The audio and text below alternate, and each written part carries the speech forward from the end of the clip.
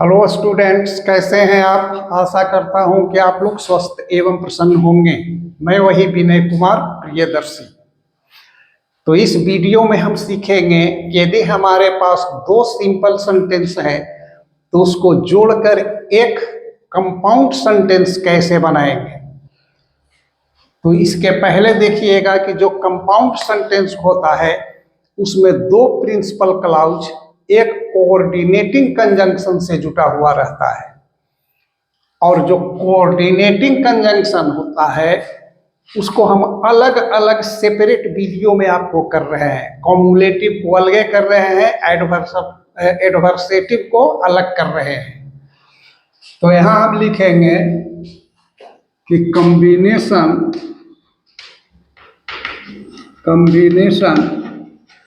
Of two simple sentences into one compound sentence by using cumulative conjunctions।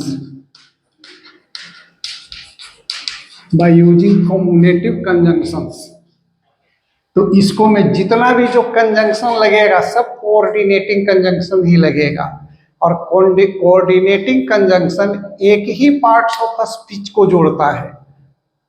Noun को noun से जोड़ेगा, verb को verb को से जोड़ेगा, ऑब्जेक्ट को ऑब्जेक्ट से जोड़ेगा, सब्जेक्ट को सब्जेक्ट से जोड़ेगा, एडजेक्टिव को एडजेक्टिव से जोड़ेगा, एडवर्ब को एडवर्ब से जोड़ेगा। ऐसी गलती नहीं कर देना है कि एक वर्ब जोड़ दीजिए और एक नाउन जोड़ दीजिए, तब तो ये गलत हो जाएगा। तो जो कॉम्युलेटिव कंजंक्शन होता है, ये कॉम्युलेटिव कंजंक्शन कौन कौन होता है? तो ये होता है and, as well as, and both,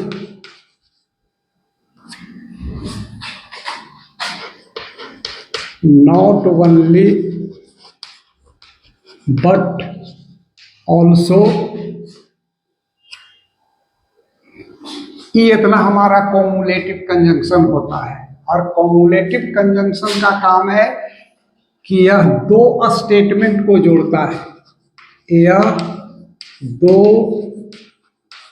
statements को जोड़ता है। समान सा दो स्टेटमेंट दिया हुआ है, उसको ये कंजंक्शन जोड़ देता है। And, as well as, sorry, both and, not only but also, not only but also. अभी बोथ एंड और नॉट ओनली बट ऑल्सो, इसको हम कोरिलेटिव कहते हैं। जब कंजंक्शन पेयर बन के आता है, जोड़ा बन के आता है, तो उसको हम कोरिलेटिव कहते हैं। अब एंड बोथ के बाद जब लिखाएगा तो एंड लिखाएगा, नॉट ओनली के बाद जब लिखाएगा तो बट ऑल्सो ही लिखाएगा। तो कुछ एग्जाम्पल से इसको समझिए कि हम लिख दें कि she can teach English, she can teach Hindi, she can teach Hindi. पहला सिंपल सेंटेंस है सी कैन टीच इंग्लिश, और दूसरा सिंपल सेंटेंस है सी कैन टीच हिंदी। तो हम इसको जोड़ेंगे, कंबाइन करेंगे कंपाउंड सेंटेंस में, तो हो जाएगा she can teach English and Hindi. जुट गया। इसी को हम लिख सकते हैं सी कैन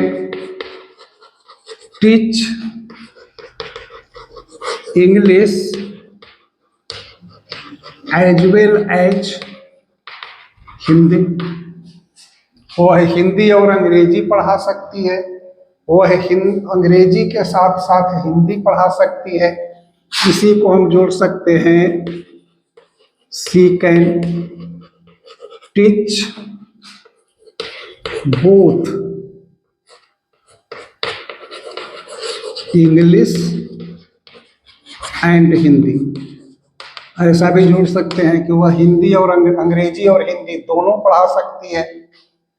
इसी को आप जोड़ सकते हैं, she can teach not only English but also Hindi. अब यहाँ देखिए,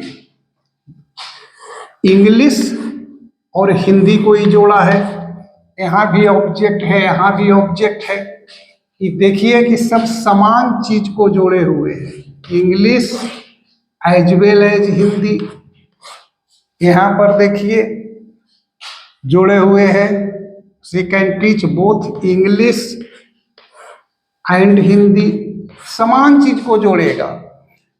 she can teach not only English but also Hindi. इसी को यदि हम लिख दें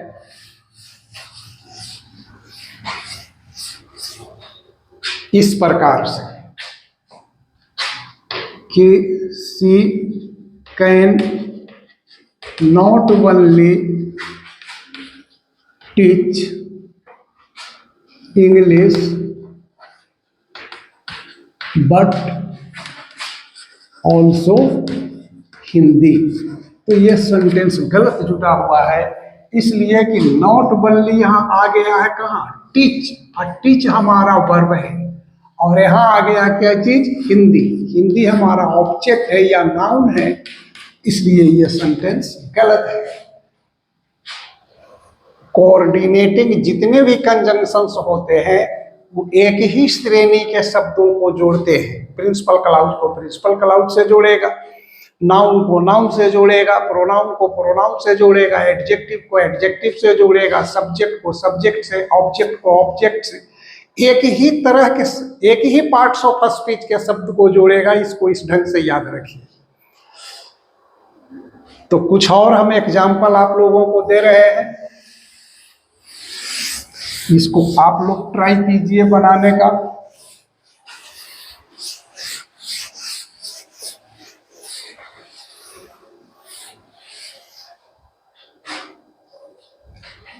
पहला दे दें कि राम इज गिल्टी।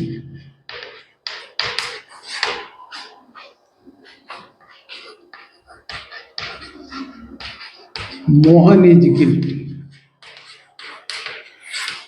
अभी दोनों को जोड़िए, जोड़ के देखिए।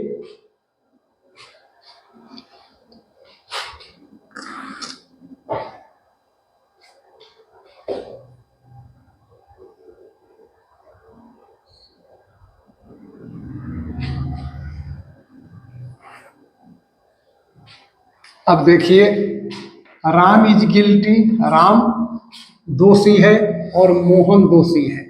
तो हम यहां कह सकते हैं कि राम और मोहन दोषी हैं। तो राम एंड मोहन, अब दो सब्जेक्ट एंड से जुट गया तो वर्ब हो जाएगा are guilty. Ram and Mohan are guilty. इसी को आप ऐसा भी कर सकते हैं कि राम के साथ साथ मोहन भी दोषी है। तो Ram as well as Mohan. अब देखिए, एज वेल एज के साथ वर्ब आपके अनुसार लगेगा तो हो जाएगा इज गिल्टी। आर लिख देंगे तो गलत हो जाएगा। ऐसा भी लिख सकते हैं कि राम और मोहन दोनों दोषी हैं। बोथ राम एंड मोहन, अब यहाँ फिर वर्ब प्लूरल हो जाएगा आर गिल्टी। ये सब सिंटेक्स में है। इसी को आप लिख सकते हैं कि न केवल राम बल्कि मोहन भी दोषी है। तो लिखेंगे not only Ram but also Mohan. अंतिम मोहन के अनुसार वर्ब लगेगा इज गिल्टी।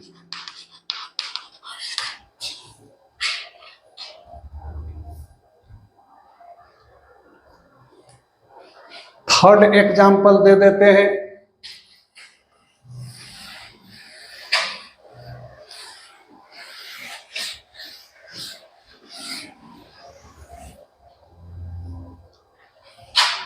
थर्ड एग्जाम्पल है कि he went home, he talk to his parents. अब इसको कंपाउंड सेंटेंस में आप जोड़ के हमको दिखलाइए कि यह कैसे जुटेगा।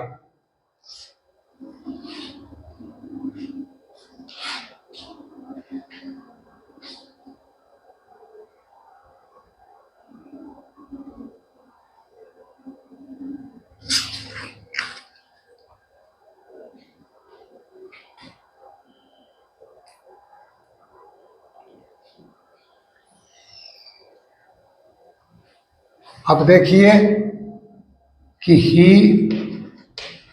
Went home and talked to his parents. अब देखिए कि एंड के अलावा आप कोई कंजंक्शन लगा सकते हैं। वह घर गया और अपने माता पिता से बात किया। यदि एज वेल एज लिख दीजिएगा तो हो जाएगा के साथ साथ, नॉट ओनली बट ऑल्सो लिखिएगा तो हो जाएगा न केवल बल्कि। तो यह मीनिंग ही नहीं आएगा, मीनिंग नहीं आएगा। अब थर्ड फोर्थ एक एग्जाम्पल और दे देते हैं कि दी thief was beaten, he was fined। कि चोर को पीटा गया और उसको जुर्माना किया गया। अब इसको जोड़कर आप लोग देखिए तो देखिए हो जाएगा कि दी thief was beaten and fined। कि चोर को पीटा गया और जुर्माना किया गया। अब देखिए ई भी वर्ब है और ई भी वर्ब है, इसलिए एंड इसको जोड़ दिया। आप ऐसा भी जोड़ सकते हैं कि the thief was both beaten and find. चोर को दोनों पीटा गया भी और जुर्माना भी दिया गया। ऐसा भी आप जोड़ सकते हैं कि the thief was beaten as well as fined. कि चोर को पीटा गया के साथ साथ जुर्माना भी किया गया। ऐसा भी आप जोड़ सकते हैं कि द थीफ वाज